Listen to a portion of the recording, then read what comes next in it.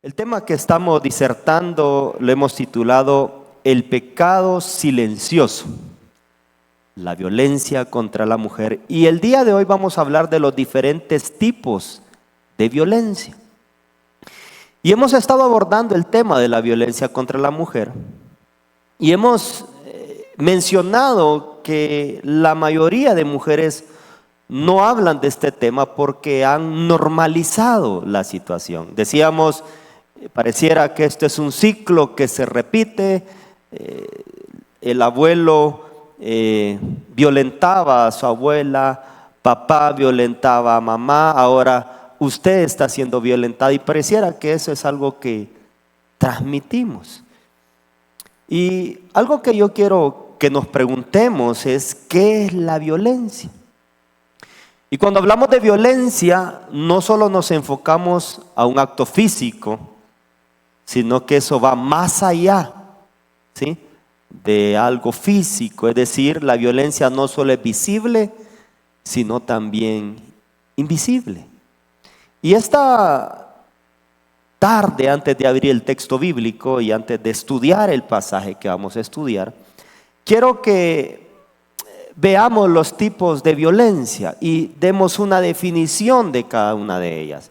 Tenemos acá en la pantalla tipos de violencia: física, verbal, emocional, sexual, económica y espiritual. Y vamos a dar una definición de cada una de ellas. Por ejemplo, ¿qué es la violencia física?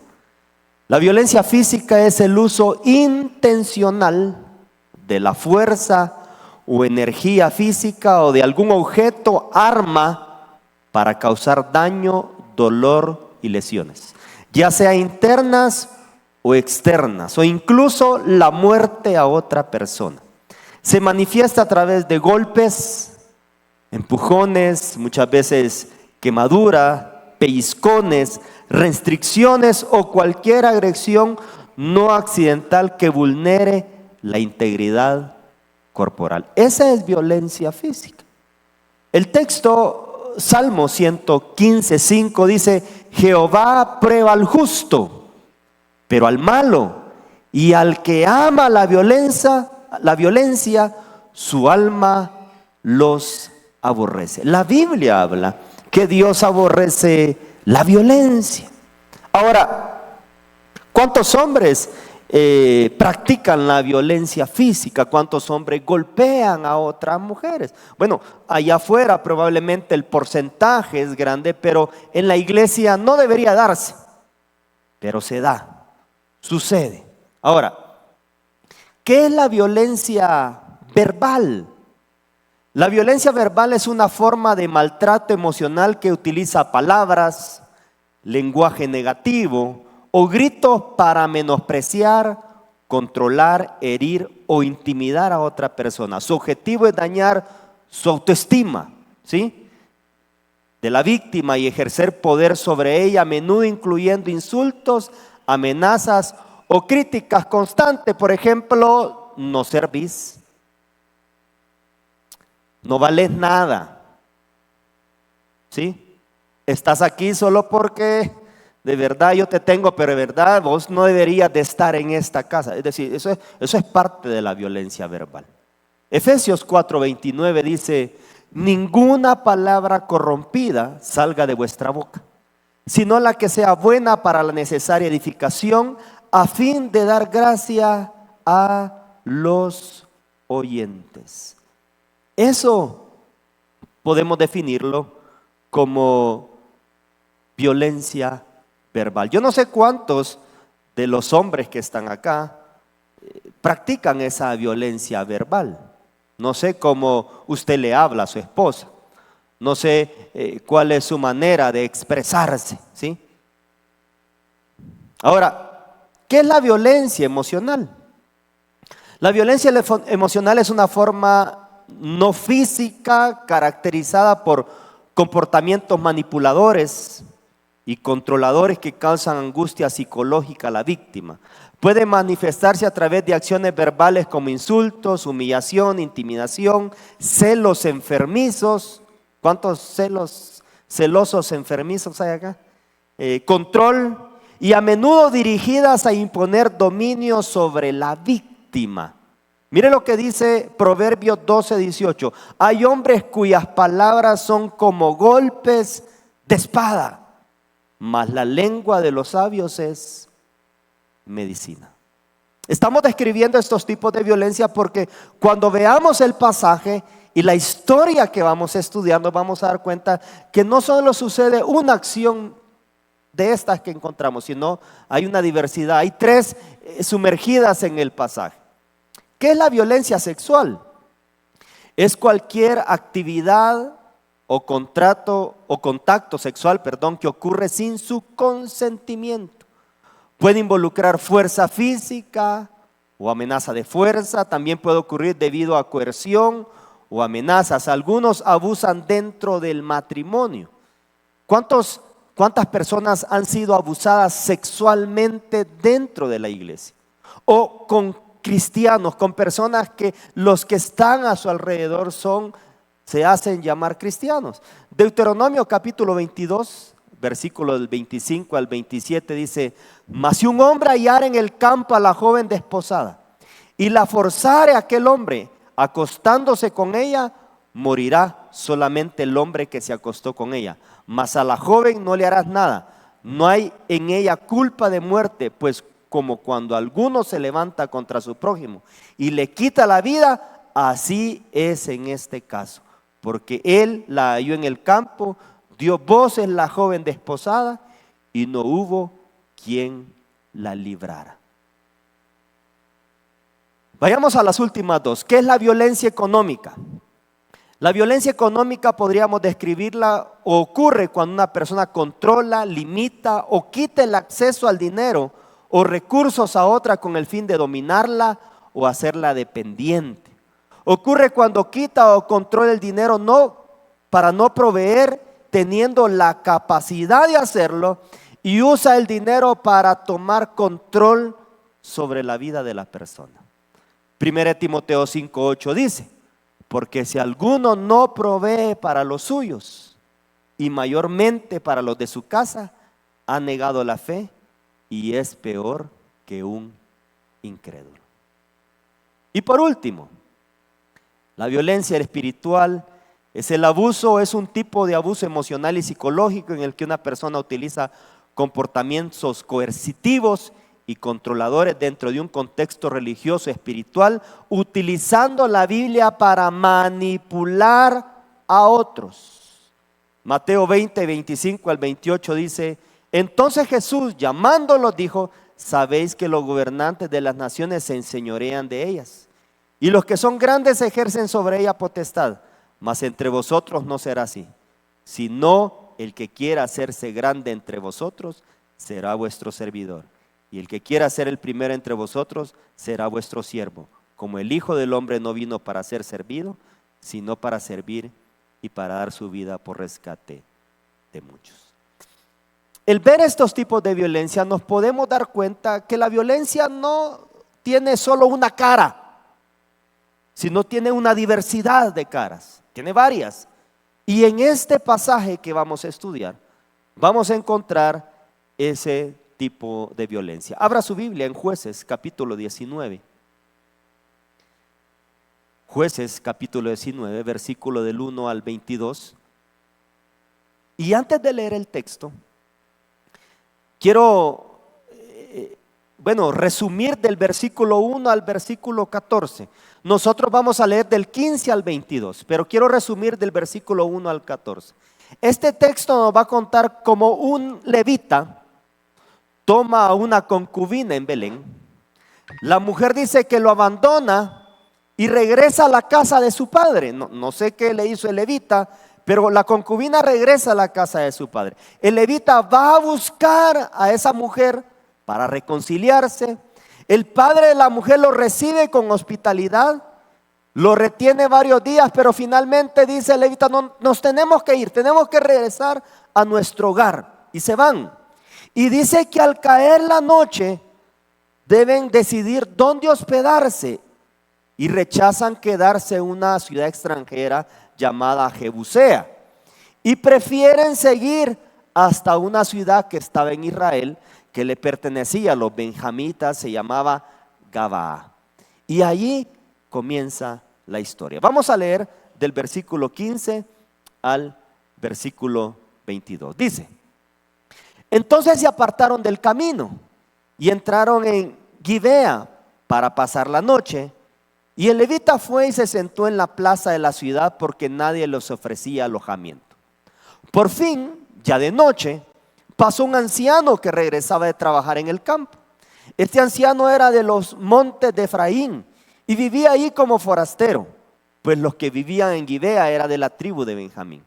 Cuando el anciano vio en la plaza al viajero, le preguntó: ¿de dónde vienes y a dónde vas?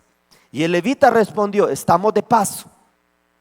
Venimos de Belén de Judá y vamos a la parte más lejana de los montes de Efraín, donde yo vivo. Estuve en Belén y ahora voy de regreso a casa, pero no he encontrado aquí a nadie que me dé alojamiento. Tenemos paja y forraje para mis asnos, pan y vino para nosotros, es decir, para mi mujer, para mi siervo y para mí. No nos hace falta nada. Pero el anciano respondió: sé bienvenido, yo me haré cargo de todo lo que necesitas. No voy a permitir que pases la noche en esta plaza. El anciano lo llevó a su casa y mientras los viajeros se lavaban los pies y comían y bebían, él dio comer a los asnos. En el momento en que estaban más contentos, unos hombres pervertidos de la ciudad rodearon la casa y empezaron a golpear la puerta y a decir al anciano dueño de la casa: saca al hombre que tienes de visita, queremos acostarnos con él. Pero el dueño de la casa le rogó: no, amigos míos, por favor, no cometan tal perversidad, pues este hombre es mi huésped. Miren, ahí está mi hija que todavía es virgen, y también está la concubina de este hombre.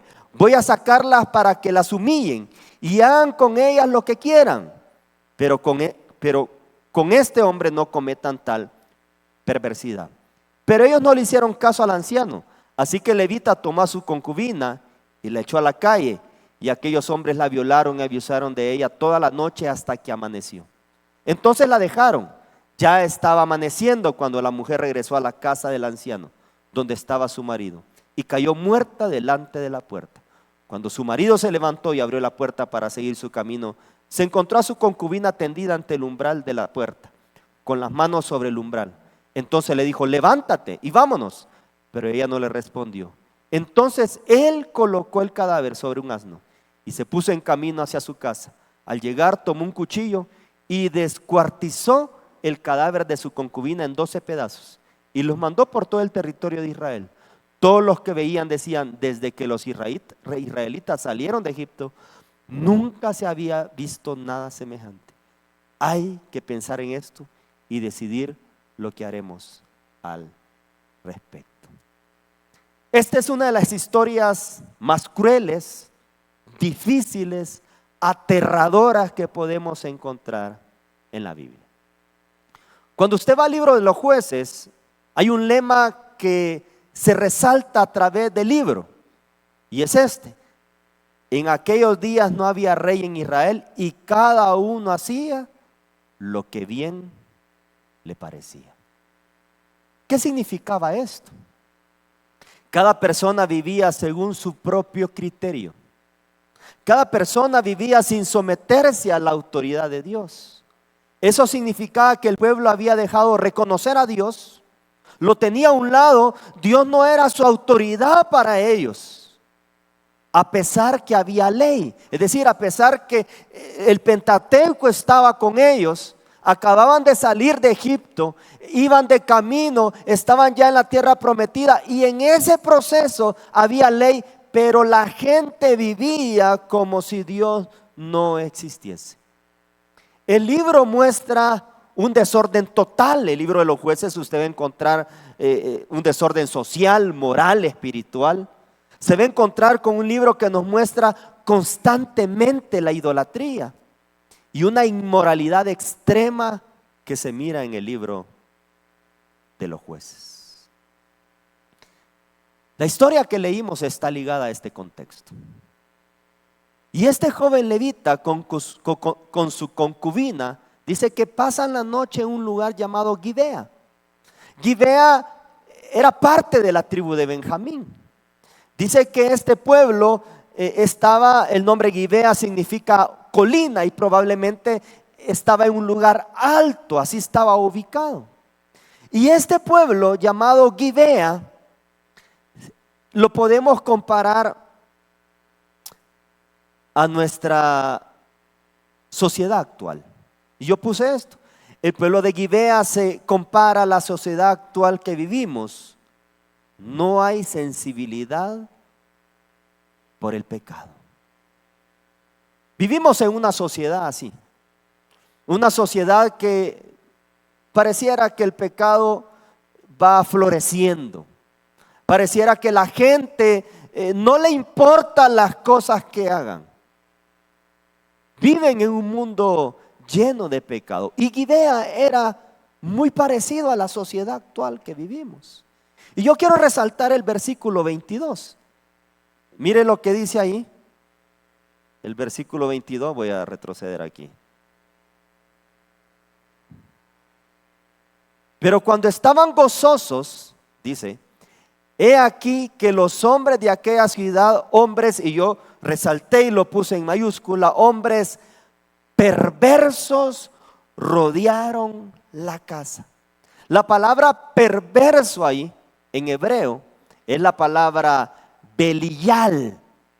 Y la palabra Belial es una palabra compuesta. La palabra o una de sus aspectos, Beli, significa corrupción. Eso significa Beli, corrupción. Y la palabra Yaal significa ascender o valioso.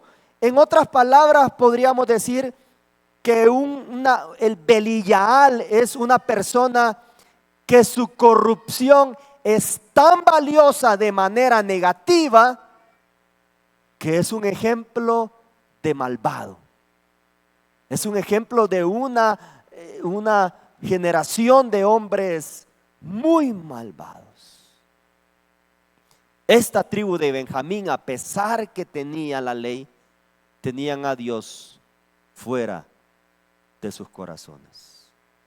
Su maldad era tan grande que no solo ellos no querían tener relaciones sexuales con la mujer, querían tener relaciones sexuales con el hombre que había visitado al anciano. Probablemente esa idea de la sodomía, Sodoma y Gomorra, también se había trasladado a esta tribu. Y yo quiero resaltar tres aspectos del pasaje. Y acá en el pasaje vamos a encontrar tres tipos de violencia. Y la primera que vamos a encontrar es en el versículo 23 al 24. Hay una violencia emocional. Mire lo que dice el pasaje. Y salió a ellos el dueño de la casa y le dijo: no, hermanos míos, os ruego que no cometáis este mal, ya que este hombre ha entrado en mi casa. No hagáis esta maldad. He aquí mi hija virgen y la concubina de él, yo la sacaré ahora.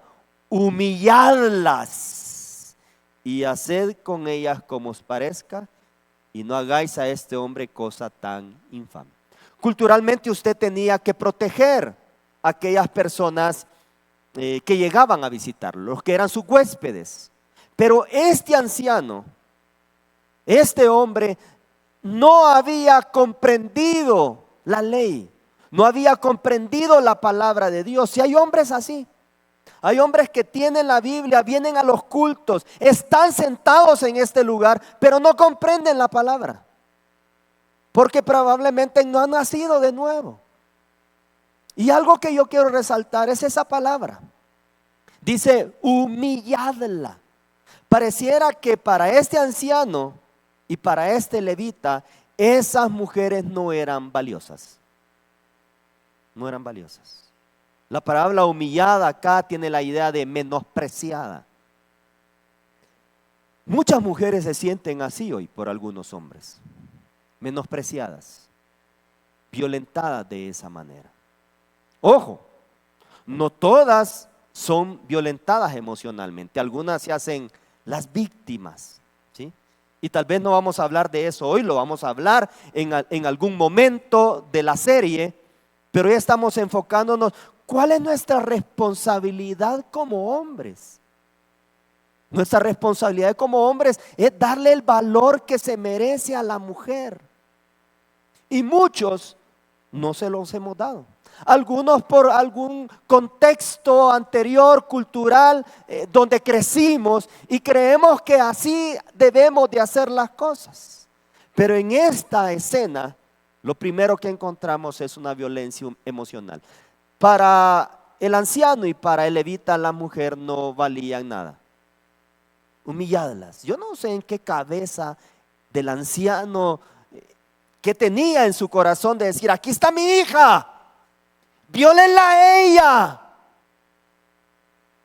Yo creo que nadie en sus 5 sentidos va a tomar esa decisión.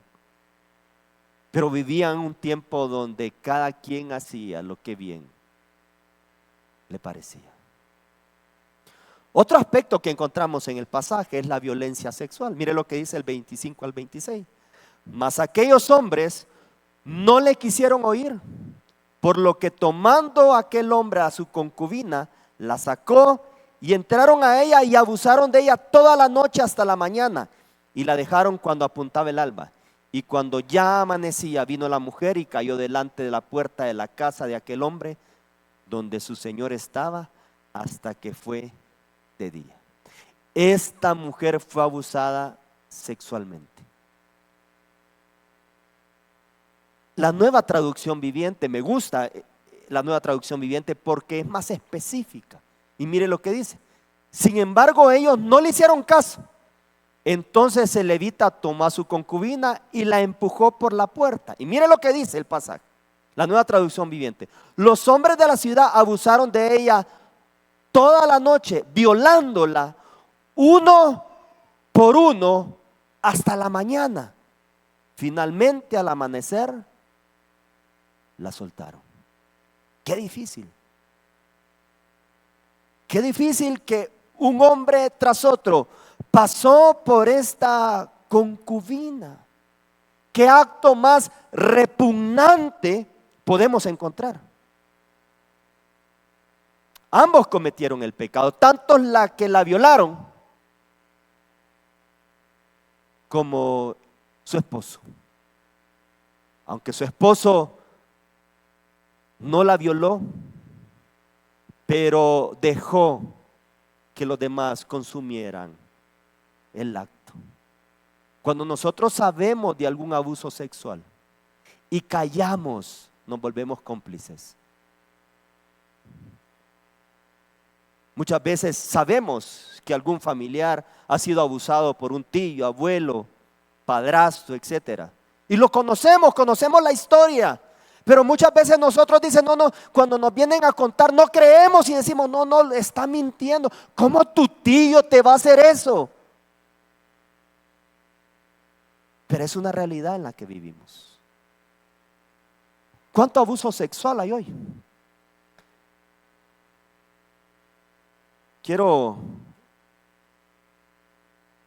Mire, esta estadística es de una página llamada, o es estadística del Consejo Nacional de la Juventud en Guatemala.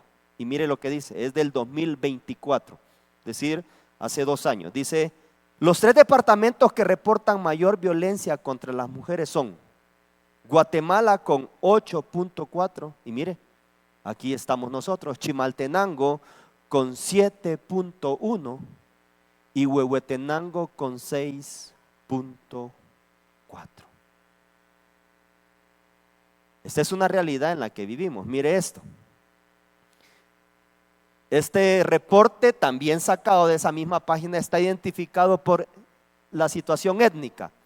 Ladina mestiza, y dice, ¿qué tipo de violencia? Habla sexual. Está el 424%, el lugar donde se comete en la comunidad, y dice que eso sucede en un 367%. La maya, ¿sí? Hay un abuso sexual, 273%, donde se comete en la comunidad. Xinca, no sé si así se dice, ¿verdad? También hay un abuso sexual del 268% sucede en la comunidad. La garífuna, ¿sí? El abuso es más psicológico, un 50% sucede en la familia, y afrodescendiente o afromestizos, su abuso es sexual, y hay un 333% en la comunidad. Esto es una realidad, hermanos. Y aunque los violadores o abusadores sexuales no siempre van a ser personas cercanas, en la mayoría de casos, los criminológicos indican que la agresión sexual viene de una persona cercana del círculo familiar. Yo decía aquel día, yo por eso no dejo ir a mis hijos a una pijamada. A mí no me gusta dejar a mis hijos solos con diferentes tipos de personas. Porque usted no sabe lo que puede pasar.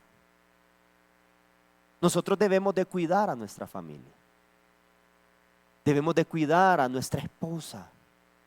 Si usted tiene hijas, ¿sí? Niñas, usted es padre y madre y tiene niñas, cuídelas, enséñelas. ¿Sabe que nosotros, una de las cosas que nosotros le enseñamos a nuestros hijos y les hemos enseñado desde pequeño, nadie te puede tocar tus genitales, nadie. Nadie te puede besar en otro lugar, nadie. Si un día sucede, nos tenés que contar rápidamente. Y eso es algo que siempre les inculcamos. ¿Por qué? Porque vivimos en una sociedad llena de pecado. Mire,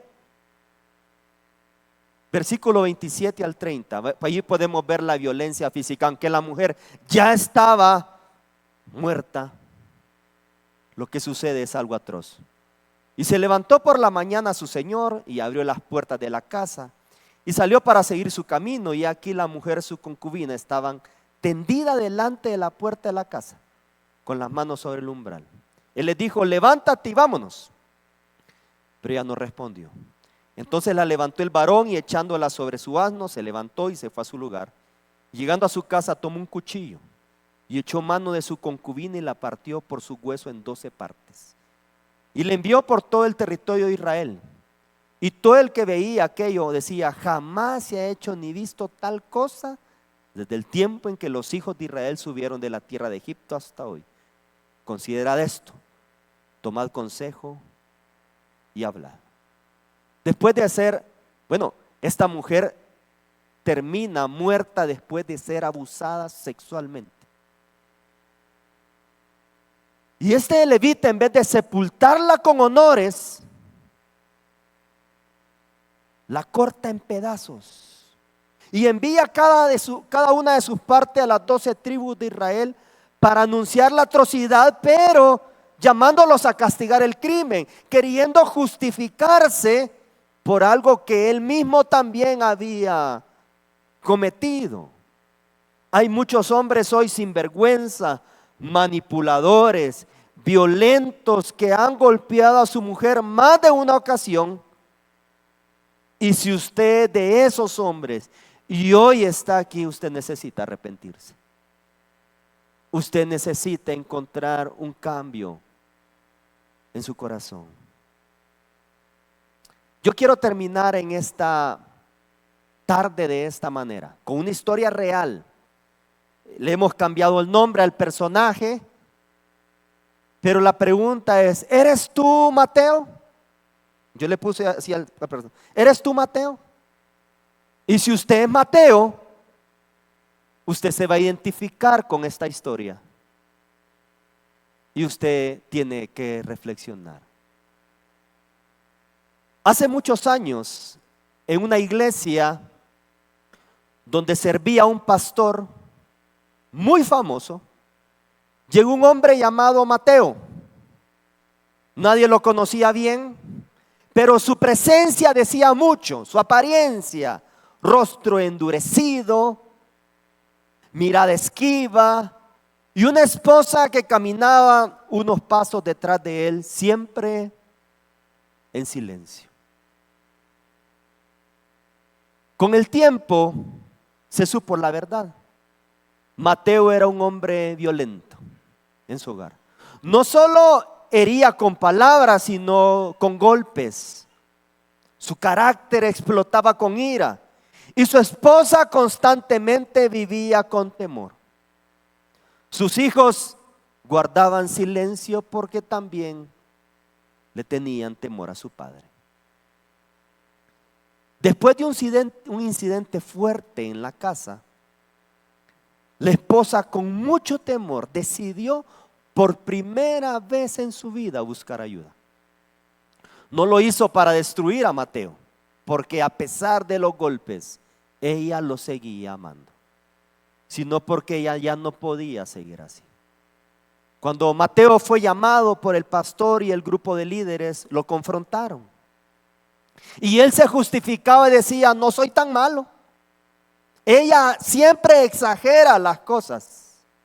Pero algo cambió cuando en medio de esa discusión el pastor abrió la palabra de Dios y leyó Efesios 5:25, cuando dice: maridos, amad a vuestras mujeres así como Cristo amó a la iglesia.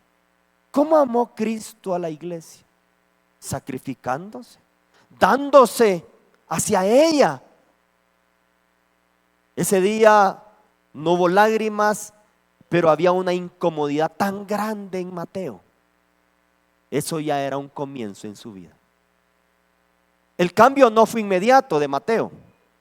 Hubo resistencia, hubo orgullo, recaídas emocionales, no violentas a veces físicamente, pero sí en actitudes.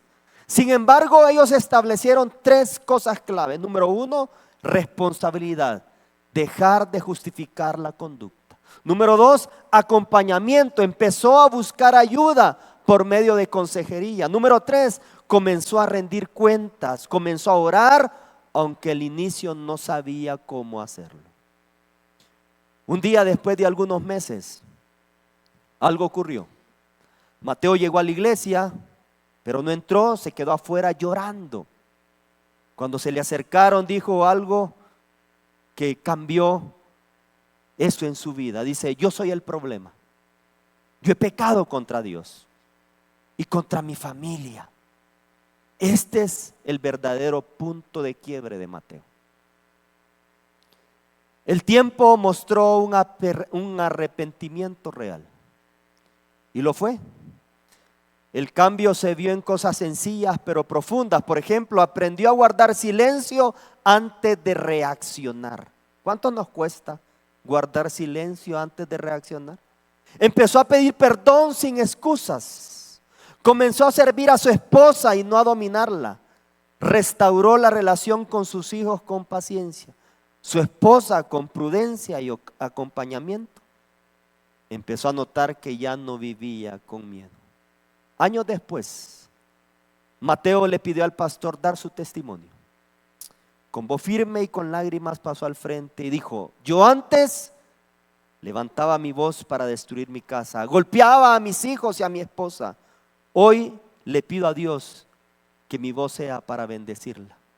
Y hoy, en frente de toda la iglesia, dijo Mateo, le pido perdón a mi esposa y a mis hijos por todo el daño que le hice y que la hice sufrir. Esta historia, que es real, se asemeja a muchas cosas que nosotros hemos hecho. El violento sí puede cambiar. Si usted es una persona violenta, puede cambiar, pero simplemente o solo va a suceder cuando haya arrepentimiento. El cambio no solo es emocional, es espiritual y es práctico. Dios transforma el corazón, pero hay que asumir responsabilidades. Y la restauración es un proceso, no es un evento. No podemos cambiar: ya el día de mañana voy a ser diferente. Ese es un proceso de cambio. Yo en esta tarde Yo no quiero que usted levante su mano ni pase al frente. Pero si usted se identifica con Mateo, si usted es Mateo, hoy es un buen día para pedirle perdón al Señor. Yo no sé cuánto daño le hemos hecho a nuestra esposa. Probablemente crecimos así, golpeando a nuestra esposa. Creíamos que era normal porque lo aprendimos. Pero Dios quiere un cambio en nuestro corazón. Dios quiere una transformación. Y escuche esto, no todo hombre que pide perdón ha cambiado. No todo hombre que pide perdón ha cambiado. Pero todo hombre que verdaderamente se rinde a Dios, inevitablemente empieza a mostrar su fruto. Según de Corintios 5:17 dice: si alguno está en Cristo, nueva criatura es. Las cosas viejas pasaron, he aquí, todas son hechas nuevas. Y si usted hoy quiere hablar con el Señor, y si usted hoy quiere pedirle perdón al Señor, hágalo en esta tarde. Y vamos a orar.